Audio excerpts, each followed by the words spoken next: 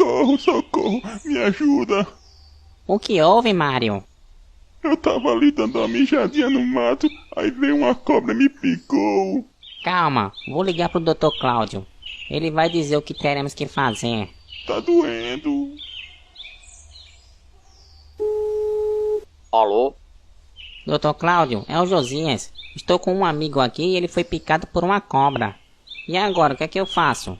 Calma, faça o seguinte. Chupe o local onde a cobra picou e cuspa o sangue. Faça isso enquanto eu chego aí. Vem cá, fosse picado onde? Na cabeça do Bilal. Obrigado, doutor. E aí, o que o médico te disse? Ele disse que você vai morrer.